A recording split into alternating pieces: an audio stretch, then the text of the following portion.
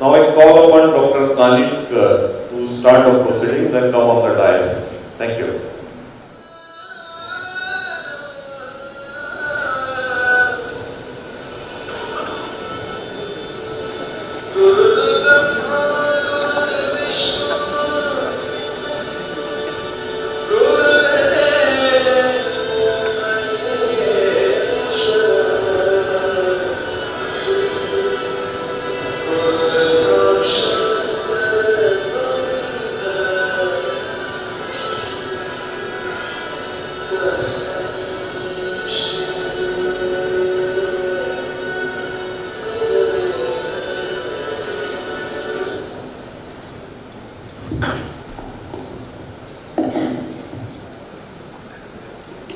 Good morning to everybody. All the slides you are going to see are at least about 25 to 30 years old. And this is about one of the most beloved teachers. Many of our students are sitting here. And for the younger surgeons, developing surgeons, I think it will be useful for them. Dr.Mrs.Mehta was born in an illustrious family in Bandurwala in Bombay. This is Dr. Navrojji Bandurwala, who himself was a very renowned surgeon of his time. He came to Pune from Bikaner, and at Bikaner he already had a Kaisari gold medal for his work in play. He was a general surgeon, and in Pune, with his private practice, he also started a leprosy clinic, which is today known to almost everybody as the Bandurwala Leprosy Hospital, for which he was awarded many things all over India. Madam's mother, Saroja Devi, was also a gynecologist. In this illustrious family of doctors, a Parsi family, Mehta was born on 10th of June 1924. Her childhood was very pleasant, with a very happy childhood, because it was a very rich and educated family. This was a family with surgeon father, gynecologist mother. The elder brother who is standing there was also a doctor, and the younger one is a scientist. He is the only member who is alive today, and she is in Switzerland. Dr. Mrs. Mehta had her education in the school just by the side of this.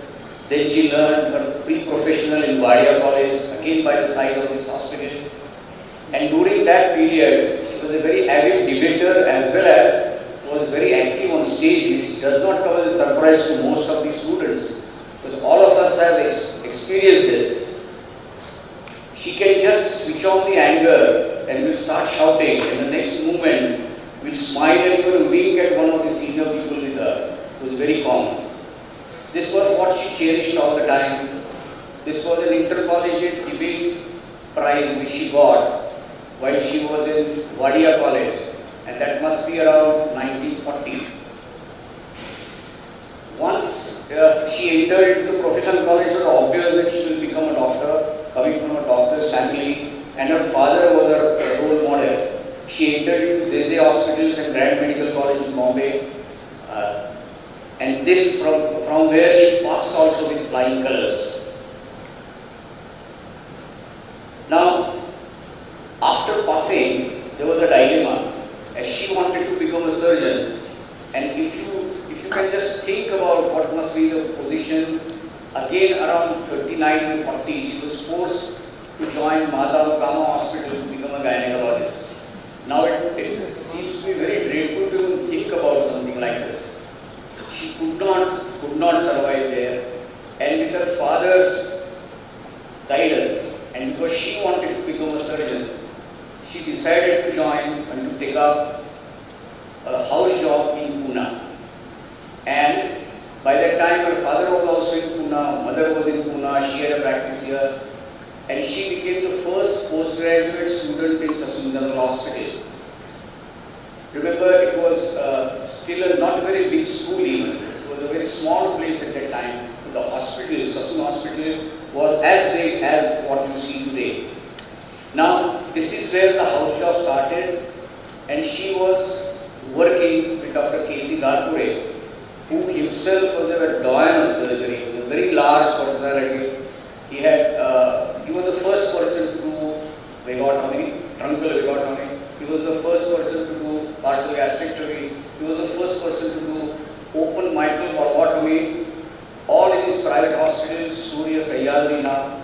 And remember, all this was done when there was no intubation anesthesia. He was her teacher. And right till the time she retired from Sassoon afterwards, she used to talk very, very highly about Dr. K.C. Garpure. And she always said that whatever I have today, I become today, I've learned my things, are from two people, one my father and the other is Dr. K.C. Garpure. In 1961, when she was working here in Sassoon Hospital, Dr. Mehta was a junior houseman. They worked together. It might have been, we have the honor of working with both of them for a very long time. We had been to as almost like a family member with her many times.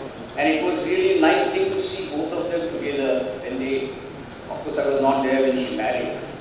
She married in 1965, like a proper Parsi lady with a Parsi marriage ceremony. Both of them were surgeons. Both of them were adamant. Both of them were absolutely intelligent. Both reached the top echelons. Dr. Mehta afterwards took over the leprosy hospital and was awarded Padma Bhushan. He also was instrumental in bringing up the Serum Institute of India. He was also instrumental in starting the Red Cross blood bank and the whole idea of a blood bank in Pune. Dr.Mrs. Mehta and Dr. Mehta were almost made for each other. They obviously were happy together for as long as we have been seeing them, right from the day of marriage till that golden age when only both of them were there. Rest of the family was not there at all. Her family was all the students who were sitting in front of us. And if you ask me, we have seen this, we have asked her many times about the courtship, and she said it was just done with clinical precision. And all of us fight the same way as all of us fight at home. So there is no difference between you and me. In 1961, she became the head of the department of Sassoon General Hospital, professor of the head of the department, 1961. From that day till 1986, she reigned supreme. 25 years at one place, doing everything, and the legend of Dr.Mrs.Mehta was born during this time. There are too many things. I will quote only three for you. She used to feed her patients sitting down on the floor. She used to be there from 7:30 in the morning till about 8:30 at night. She will come first to the theatre and she's the last to go out to the theatre. She won't stop operating. If everybody else said the tumor is inoperable, she was keen to go in and try to take it out. But never with sloppy surgery, always with precision. And she was dedicated to her patients almost like, she used to say that patients are my God and precise surgery is my gospel. I think she said this so many times. But I don't know how many of us will follow it properly. Another legend again, that she will shout at every person. But everybody in the surrounding area there, in Sassoon Hospital, knew that the anger was selfless. She was trying to get something done for the patients to become well. It was absolutely selfless. She was so devoted that she used to be angry quickly. She went to Kansas in between for 2 years on fellowship, worked in the cardiothoracic surgical unit, but came back saying she found out that the surgeons with whom she had worked in Sassoon or in Bombay or in India were much better. She used to say this again and again. Remember, she had worked with Dr. Orr, who was a pancreatic surgeon at that time, and Dr. Draxted, who almost all of us know as the father of truncal vagotomy. The only thing she carried back from USA was the smoking habit. And this was the room which is familiar to all of us. We have gone inside, we had tea inside, we have smoked her cigarettes, we have eaten her dabba. She had shouted at us almost all the time. We have written our dissertation sitting here. Everything used to happen in this room for 25 years. And this is absolutely, this will be the truth. Means if you see there are many students here also. I know Dr. Wadekar in Nanded. I know Dr. Lime in Kolhapur. I know Dr. Tolgavkar in Daun. I know Dr. Ajay Gupta is sitting here from Aun. I know Dr. Kothari is sitting here, Dr. Vaidya is sitting here. Almost each and every corner. I know Dr. Ravi Kulkarni who is in England as a consultant. All of them will tell you the same story. We were shouted at. All of us were taken to a task. Only one thing was pardonable. If you are hungry, go and eat. Otherwise, first thing is to work, only work, and see that you are doing proper surgery. Nothing else. This was the work she did. I am just telling you in a nutshell because I know the time constraint. She started with oral cancer. With 2,500 oral cancer she did. I am very sure about this because we read a paper way back when she retired in 1986. These cases do not include the cases which she did for 15 years after leaving Sassoon. She was working in KM. In the oral cancer, she had two distinct surgical achievements. One was the bite resection, where the part of the maxilla and mandible is removed with radical. And second was the posterior pull-through done for posterior one-third of the tongue. And she used to really do it extremely well.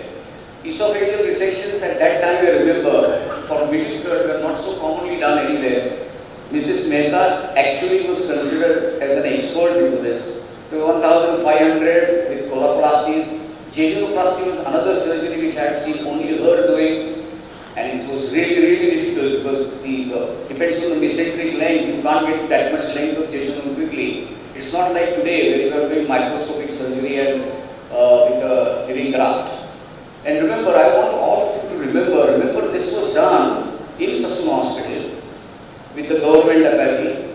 She had one working electric quadri. She had one lamp. And there was a great fan behind her which used to make a lot of noise and move from place to place. She could do this because she could motivate each and every houseman who was working as hard as she was working. I am very sure about this. And in spite of all this, she achieved so many things.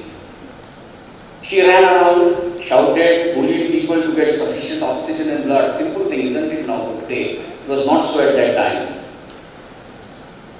And still achieved a phenomenal success only because of precision in surgery and excellent technique. Everybody, right, every person which I talked about will tell you very similar stories. She was an excellent and wonderful teacher. She never took proper lectures, seminars, or she never was holding our hands to say that this is how you take an incision. She will shout at you. She will say, see what I am doing. And she always said that if you assess 3 or 4 good surgeries, you will learn much more than 100 sloppy ones. I'll just quote 2 or 3 sentences which she used to say and wanted all of us to understand and follow. There are no shortcuts in surgery and good technique cannot be replaced by technology. Science of surgery can be taught, but the sense of surgery has to be imbibed. Patients are live human beings and are to be treated with humility. Be brave and courageous surgeons, but not be sloppy, and be kind and sympathetic to your poor patients. Always remember, patients come first, your egos afterwards. New generations of surgeons who are sitting in front won't believe that a woman like this actually walked the corridors, actually worked like this with one quadri, or sometimes without a quadri, sometimes without a light, sometimes only with a foot suction, and achieved a thoracic, transthoracic or a transthoracic esophagectomy. Remember, I have not mentioned about Borima crimes, I have not mentioned about portacable shunts, I have not mentioned about any emergency surgery, the trauma, the devascularizing surgery, which were really a difficult proposition at that time because blood was not easily available. Now, in this era of private schools of medicine, corrupt exam systems and the apathetic attitude, it becomes almost unbelievable that she could achieve so many things. Otherwise, she was a very humane lady. This shows Dr. K.C. Garpur on the right side, who was a teacher. She was never political. She never became chairperson, a director, a secretary, or a president anywhere, almost anywhere in India. She gave lectures. She gave guest lectures. She went to each and every conference, but was never involved into anything else. She always used to say that these posts are not for me because they won't help my poor patients. When you, God's ways really are truly unfathomable most of the times. Otherwise, a lady like her, who was really toiling very hard with devotion, with dedication for her poor patients, why should she suffer like this in the last 20 years? You can see her son was already in a photograph, and that was 30 years ago. The only son, who was again himself a surgeon, was a very avid mountaineer.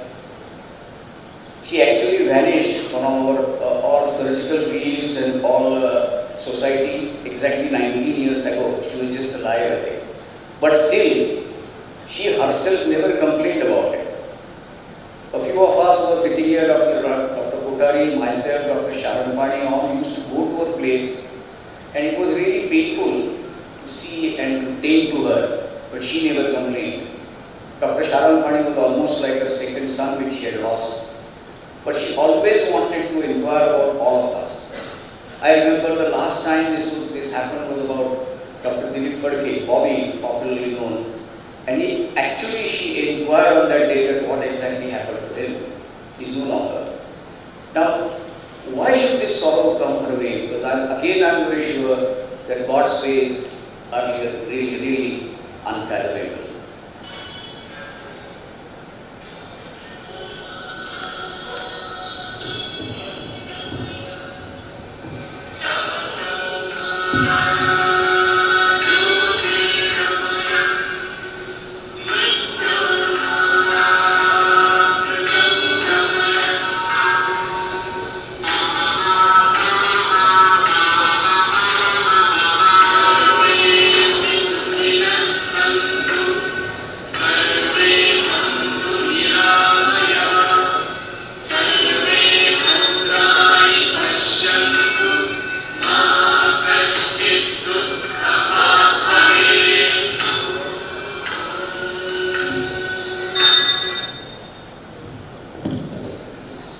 I will request all of you, just give a few moments and remember Dr.Mrs. Mehta.